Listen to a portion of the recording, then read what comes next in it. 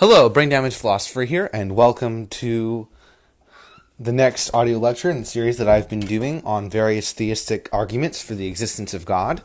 In this video, I'm going to be talking about many of the permutations of the teleological argument, or argument from design. I don't know all of the variations, but I'm going to try to cover as many as I can of the ones that I'm aware of here, and then if anyone ever watches these videos and has more that they want to add in, obviously you can just put them in the comments and I'll try to reply to them. One of the things that I said to someone about this series that I forgot to say in this series so far is that every Christian seems to have their own particular idiosyncratic edition of some or all of these arguments, and their own particular reasons for accepting the premises of these arguments. So I obviously can't reply to every possible permutation of these arguments, nor can I reply to your specific version of these arguments if you have your own specific version. All I can do is respond to the best version of the argument I can think of by coming up with the best counterexamples and reasons not to accept the premises or the logic that combines them into a conclusion that I can think of. And obviously, I can try to think of the natural theistic responses to what I'm saying, but of course, I can't think of all the theistic responses that could be made. However, I think the fact that I think it's unlikely that there is some hidden reason that's just not accessible to me for accepting all of the premises of some of these arguments or something like that. Just because if there were such an effective reason, I probably would have come across it in attempting to listen to, or read all of the best and, most well-known apologetics, that are out there. So anyway, jumping right in, let's talk about the fine-tuning argument. Basically, the fine-tuning argument operates on a sort of Bayesian reasoning, where it says that the expected probability of a universe like the one that we see, given a God, is 100% pretty much, whereas the expected probability of a universe given purely naturalistic assumptions is probably far less, because there are several constants that are necessary in order to enable our universe in its current form to exist, and those constants could have an unknown number of other values, which would lead to different universes, meaning that our universe is merely one among perhaps an infinite number, meaning that the probability that we specifically get this universe is very low. Of course, on the face of it, this is a reasonable argument. Like, as I've said before, most other theistic arguments.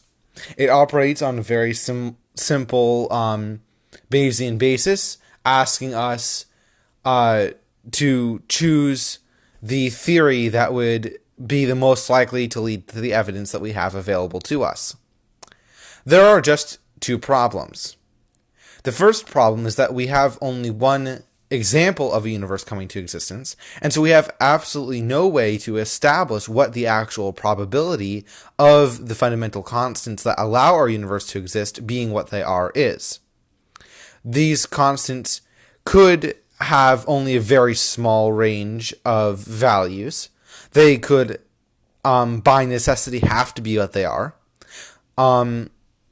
We just have no way of knowing what the actual probabilities for each of the possible values of the fundamental constants are, or what the possible values even are. It's like someone rolls a die in secret without telling anyone what how many sides the die that he's rolling it has, and announces the number. And half of everyone in the room says that the probability of that particular number is extremely low, because, of course, there are an infinite amount of numbers, and it just happened to be one number out of an infinite number, of numbers. And then the other half of the room, representing the atheists like me, could say, well, we actually don't know what method was used to arrive at the number. Perhaps the list of possibilities wasn't actually infinite. Importantly, too, often when theists make this argument, they stress how even a small change in the fundamental constants would cause a large change in the livability of the universe. But honestly, that doesn't really change anything. Because if the range of the number is infinite, then it's infinite. If the number could be as small or as large as, numbers can be, if it could be infinitely large or infinitely small, then how much difference each step along the way makes doesn't change anything. So that's just a rhetorical tactic. On top of that, we actually have some inductive evidence to think that it is possible that the fundamental constants are actually necessarily the way they are. In that there used to be more things that we viewed as fundamental constants, but we later discovered that they actually were calculated from other more fundamental constants. So it could be entirely possible that we could reduce everything to one single fundamental constant, where changes to that constant don't make that much of a difference, because the calculations that are used to derive the other constants from it aren't that sensitive. Or we could find out that all of the constants are necessary, or that one constant is necessary. Additionally, and this is the second problem, we have no way to know what the system is that makes the selection of the fundamental constants.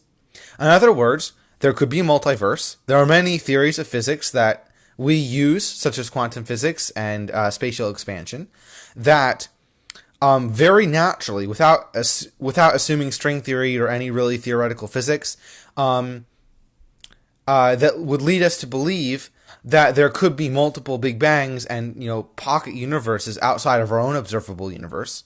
They don't have to exist on another dimension or anything like that. Same dimension, same everything, just outside the observable universe that we can see. And remember, that conclusion is actually a direct extrapolation of very well accepted physical theories that we use now to do all kinds of things. From make metamaterials and silicon components to all kinds of other things. So we have reason to think that those theories are accurate. And perhaps the more theoretical theories are accurate, such as the many worlds interpretation of quantum mechanics, which would mean that there are multiple universes along different dimensions. String theory, there are a lot of options other than there just being this one chance to get a universe. In fact, it's possible that the universe has a there's a cycle. So there's not multiple universes at the same time, but once the universe entropy completely plays out with the universe, it for some reason collapses and starts over again, and that gives it a chance to get new constants. We don't know that. In which case, the probability, with a multiverse, of getting a universe that's habitable is 100%. There's also a fairly good reason to think that perhaps the constants are necessary, in the sense that since the singularity itself, because it's impossible for it to have a cause, because there's no time when it did not exist, and no time before it, that seems like an indicator that perhaps it's a necessary thing. And if that's the case, perhaps its properties are necessary, right? So it wouldn't make sense to talk about the chance that we would get a universe like this. Yeah. And moving on, there are two more problems that are less commonly brought up, but I think are perhaps even more powerful in their own way, which attack a different side of the argument. First of all, the existence of a God does not actually predict with 100% certainty the universe that we exist in. Because there are an infinite number of ways that a God could have created a universe that we could exist in. And therefore, although there's a 100% certainty that there might be a 100% certainty that there would be a universe that we could live in given a God. And that's not even certain, because why would we assume that, the kind of God that could be proved by this argument or, a cosmological or ontological argument would desire to create us in the first place? But assuming that's the case, while there would be a 100% chance that there would be a habitable universe, there would still be an infinitely small chance that we'd get the particular universe that we're in. And furthermore, the existence of an omnipotent God that desires to create a universe that is habitable for us does not actually predict the universe that we see. Because the universe that we see is far from being fine-tuned for our existence, seems fine-tuned for our non-existence. Most of it is uninhabitable. Most of it is, in fact, extremely hostile to us. In fact, most of our planet is hostile to us in one way or another. We just were able to overcome it. And, there are things like the fundamental constants actually being, like, for instance, the initial entropy of the universe actually being way lower than they would need to be for the universe to be habitable for us. So it's like God was going overboard, right? Like there are a lot of things about this universe that actually wouldn't be predicted by the existence of a God, and so it actually decreases the chance under the theory of God that we would see the universe, the evidence that we see now. And so, that decreases the force of that wing of this sort of Bayesian argument. Not to mention the fact that there are many other things like the problem of divine hiddenness and the problem of evil and the possible contradictory nature of the concept of a God that lower the probability that we would see the evidence that we do given a God even further, and might put it on the same footing as even the naive understanding of the probability of our universe existing the way it does with the fundamental constants that it does under a naturalistic hypothesis. I meant to be saying hypothesis, not theory, throughout all of this. Sorry about that. But it actually gets more interesting, because one of the important things about Bayes' theorem is actually that you have to take in the prior probability of the hypothesis before the evidence, as well as the probability of the evidence given that hypothesis, in order to calculate the new probability of the hypothesis. So the theistic fine-tuning argument only takes into account the probability of the current evidence we see given a certain hypothesis, which isn't particularly helpful, since it's very easy to generate a post hoc hypothesis, like what religion is essentially nowadays, that obviously describes with 100% certainty basically every kind of evidence, which would mean that all post hoc hypotheses are by Bayesian logic true, which is of course not the case with actual Bayesian logic. But we have no way of establishing the probability that there is no God versus there being a God. And so we have no prior on which to base this logic. Also, I'd like to skip back to a second and just real quickly give an illustration of sort of, or like a supporting point that's also an illustration for why I think the probability of the universe as we see it, given the hypothesis of a God, is actually far lower than 100%.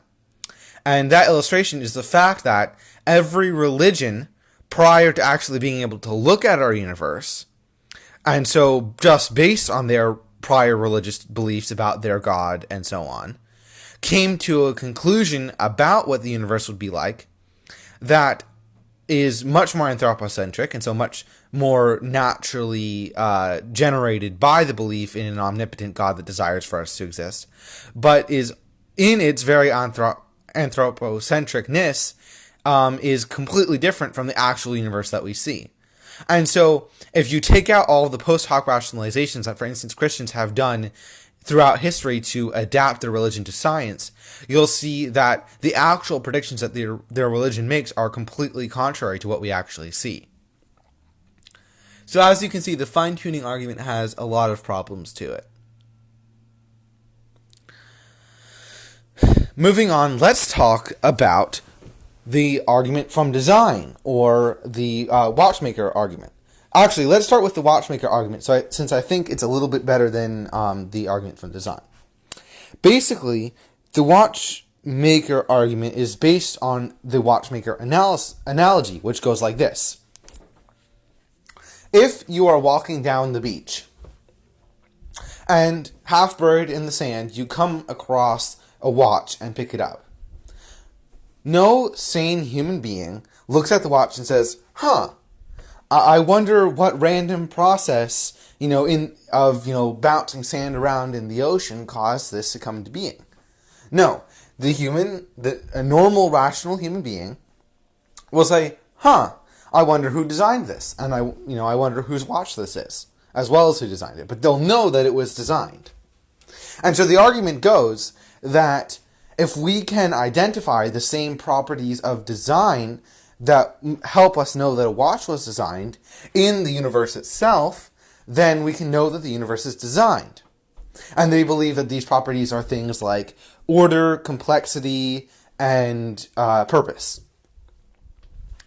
The problem with this argument is, first and foremost, that the reason that we are able to tell that a watch was designed is because we know from past experience and evidence that watches are designed. We've heard of watches being designed. We've seen companies, selling them and talking about how they've designed them, and so on and so forth. And so, obviously, we conclude that when we see another watch, that watch too is designed like all of the other ones we've seen. However, the very point at issue that the Watchmaker argument is trying to decide is whether the universe is designed. We have never actually heard of universes being designed. We haven't seen other universes that we know for a fact are designed. We only have this one universe, and the whole reason that we're even using the Watchmaker argument in the first place is that we don't really have any other evidence as to whether the universe itself is designed.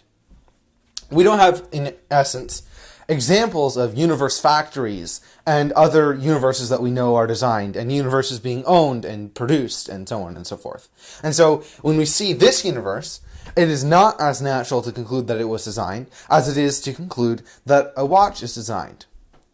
But what about those properties that the people that use the Watchmaker argument call necessary products of design? Well, here's the thing about those properties. Purpose is, by definition, a product of a mind, so I'll grant them that one. If the universe had apparent purpose, then yes, it would be natural to assume that the universe was the product of some mind. However, there are a couple problems with applying purpose to the universe.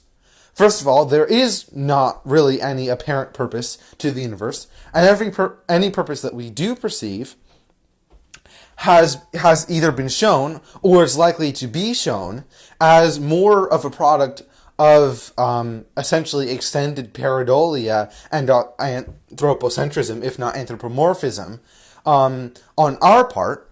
Basically, the natural result of our evolutionarily produced cognitive biases, than it is to be anything inherent in the universe. Evolution has no purpose. Nothing that we can tell has a purpose. In fact, many religious people admit this. Without knowledge of a God, and especially belief in a God, there is no apparent purpose to the universe. One has to accept a God from some other source and have it explained to them what the purpose of the universe is that this God granted it. The purpose is not evident simply from the universe itself. So the one property that I would agree with the theist is the necessary product of design and minds is not a property that is in any clear sense a property that the universe has. But what about order and complexity? Well, the kind of order and complexity that we see that usually allows us to see whether something is designed or not is a type of order and complexity that we know by contrast to the kind of order and complexity that we see in nature. The reason we are able to determine whether something was designed by a human or not was because we see that there is a difference in order and complexity between the things that are designed by humans, for instance, having straight lines and even edges and so on, and the kinds of things that we see regularly in nature.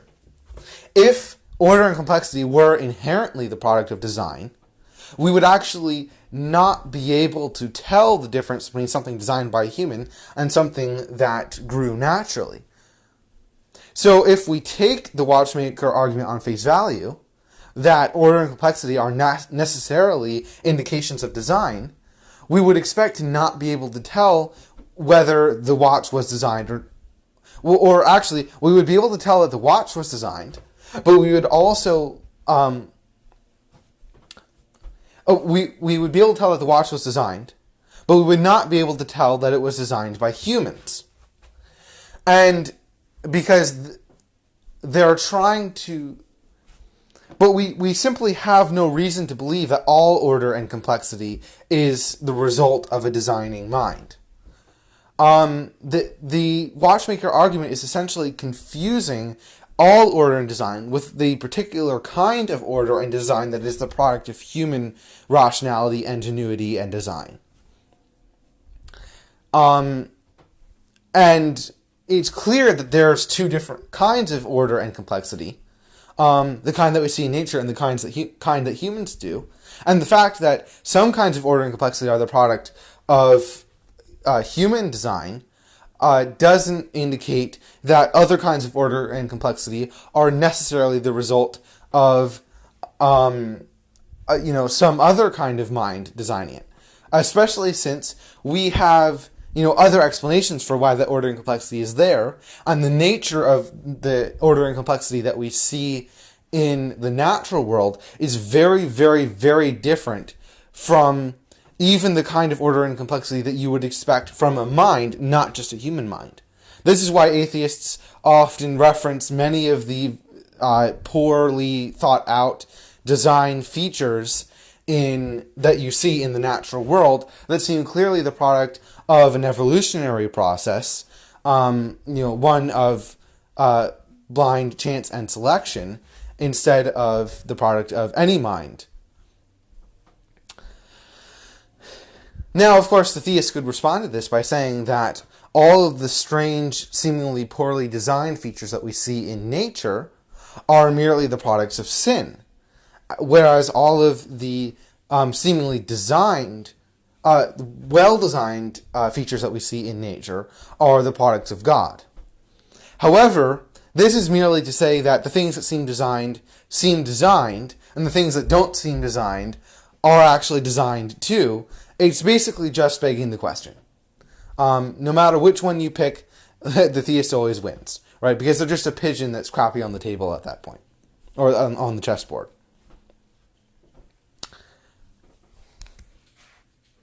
Another possible rebuttal to the point that some things in the natural world don't look like the product of a designing mind, although I would argue that none do. But let's just go with the sort of common atheist thing about the eye being backwards or something like that. One of the common theistic responses is either to point out that things like the human eye aren't actually poorly designed. There are some benefits with the organization of the human eye, though it does seem backwards. It helps with cooling, I believe. So the common theistic response will be either to point that sort of thing out, or to point out all of the other seeming evolutionary malfunctions, and to say that those might themselves have secret uses that we're not aware of yet. my problem with that is that there are some things like the way one of the facial nerves, I believe, works in the giraffe are simply just obviously wrong, or not wrong, but accidental products of a blind evolutionary development, and there is no conceivable purpose that could be drummed up for them. And the other point that I would make is that the fact that things are the fact that things are non-optimally designed, even if the way that they're designed serves some function, the fact that, for instance, there are organs that are repurposed for, or bodily features that evolution has repurposed for something else that were originally for some other purpose and now are being suboptimally but fairly functionally used for something else. This is what scientists call vestigial features.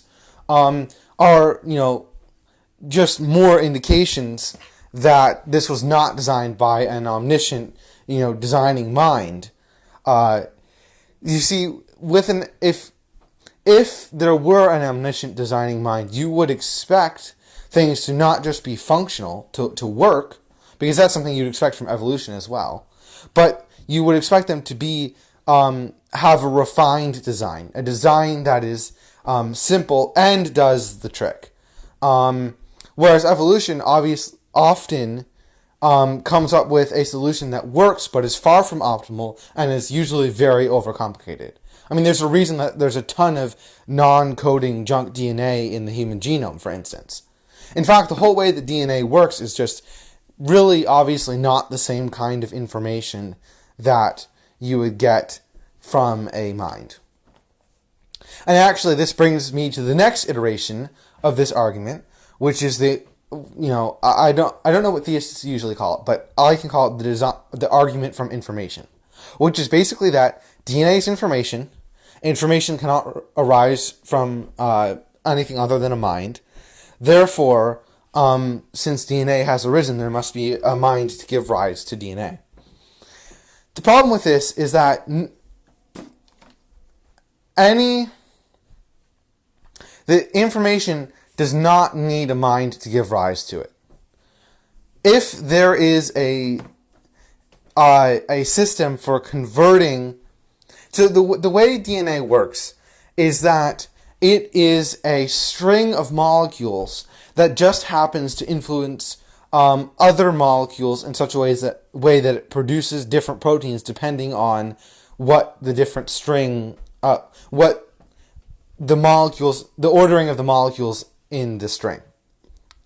So this is something that essentially the DNA enforces itself to a certain degree. Like, it's not that there was some external system that has been designed to read in information, like some code, and then output a protein. It's that the code itself, at least in part, is directly what results in the protein. It's like I'm trying to think of a good example. But the point is that this is not the DNA, although it is a sort of code that produces a certain product. The way it works means that it doesn't require a mind to be in the loop to ensure that it works. And furthermore, because their DNA has both a process to introduce new information by copying I forget what they're called, but genes, right? By increasing length or changing or deleting, right? Any change to the DNA is an increase in any addition to the DNA is an increase in information, and any change to the DNA, like a mutation, is a change in information, because the DNA itself codes for things, and so as long as there's a difference of some kind, that's different information because it results in a different effect. it's not like the DNA has to have an assigned meaning in the way that language does. So, for instance, when a new again, I'm faltering on terminology because biology isn't my strong point. But when there's a duplication, so there's now a new a copy of some gene, right? And then that's already new information. And when the gene mutates, there's even more new information, because now that it's not like each section of DNA is specifically assigned to something in the body. Like there's the arm section of DNA and the leg section of DNA and the eye section of DNA. It's that different parts of the DNA just happen to influence the way proteins develop and so on in such a way that it ends up contributing to many different things. That's why the genes that control different properties of one thing are all over the place, and the genes that control the properties of several different things can be the same gene or right next to each other. It's because it's all about how adding the extra molecule or like a different molecule in the chain just ends up like essentially bumping around the way that the protein is produced such that it produces an effect. DNA is in essence a lot more like so let's say you have a board up on the wall and there's a bunch of pegs in the board, and then you can drop a marble down and the pegs will bounce the marble around until it lands in one of a couple of bins at the bottom of the board. DNA is a lot like that. It's not that something, whether a certain pin will change how quickly the marble moves or which basket it lands in isn't necessarily determined by where the pin is. I mean, technically, with the pin board, it is when taken to the extreme, but just bear with the analogy. And sometimes very far away pins can affect it, right? And so on, and it can even affect the effect that other pins have, because the marble might hit some other pin at a different angle if you put one pin like somewhere else, right?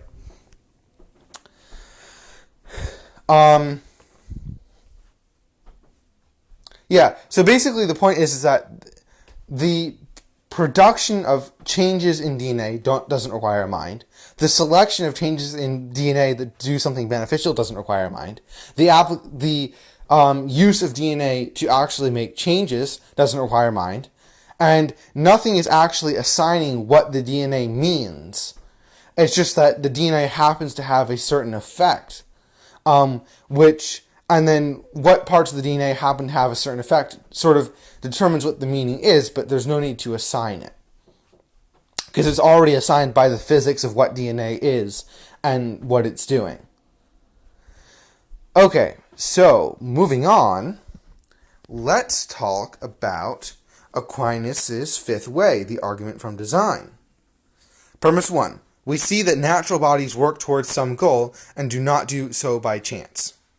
Premise 2. Most natural things lack knowledge. Premise 3. But as an arrow reaches its target because it is directed by an archer, what lacks intelligence achieves goals by being directed by something intelligent. Conclusion. Therefore, some intelligent being exists by whom all natural things are directed to their end, and this being we call God. Here's the problem with this. Natural bodies, in our experience, are not working towards some goal. That's simply an assumption, sort of almost a panpsychist assumption on Aquinas' part. They are instead simply acting the way that it is their inherent nature to act. Everything, by the nature of what it means to exist, for something to exist, it must be what it is and not something else. And it must, and to be what something is to have a certain, certain properties about itself which constitute its nature. And part of that set of properties, which constitutes its nature, is going to be how it reacts to other things and how it, acts on its own. So the interaction of physical objects is not goal-driven. It's simply driven by the properties of the objects themselves. Neither is it law-driven. Laws are simply propositions that we use to describe the common features of how physical objects do in fact interact, and how they interact is not enforced on them. It comes from what they are. If they do not act in that way, they would just be something else. And neither do they need to be forced to continue to act in a certain way. There's really no reason to assume that the natural state of everything is that it would fly apart, right? Why would we assume that something would change without a reason for it to change? Right? So why would we assume that objects require their natures to be enforced upon them either? So already the first premise is essentially backwards. It's saying that natural bodies have some sort of teleological desire to achieve, some state, right? Whereas what I'm saying is that they simply do achieve that state because of what they are. And neither do natural bodies need to be forced to act in the way that they do. Again, they simply act that way because that's what it means to be a physical body, right? And so the laws of physics do not need to be imposed on reality. They are merely descriptions of how reality does in fact act. And the idea that physical objects could act otherwise than by,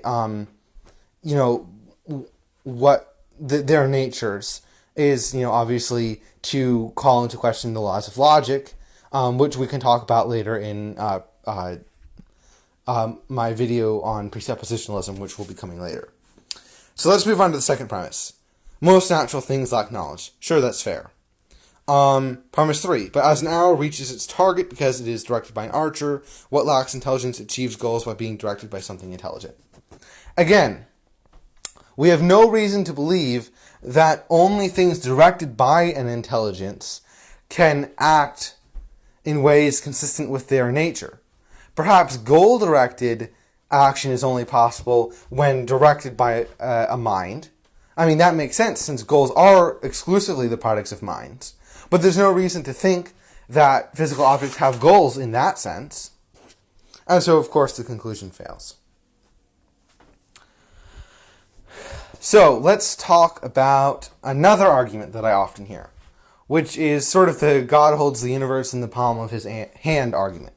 Basically, that without God to enforce the laws of logic and the laws of physics, the universe would sort of be an undifferentiated mush that followed, no rules at all, sort of some kind of, either maximum entropy soup or some kind of hallucinogenic dreamland.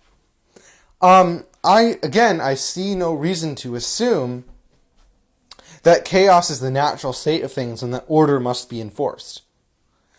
We would only call something existing or be able to perceive it as existing if it acted in, sort of the ways that we see things acting, right? So, there's no reason to assume that the enforcing of order is necessary when order is in sort of the very inherent nature of what we mean when we say something exists. And since we apply the word existence to things, then obviously that means that they do follow an ordered pattern. Additionally, chaos requires change, whereas order requires something not to change. And so whereas order requires no justification or transition, no justification because there is no transition, chaos requires, it includes change, and change, of course, requires a justification, a reason why it should change. And so chaos, I think, is actually sort of the quote-unquote unnatural state. Alright, so I think this video is more than long enough. Yeah, see you guys later.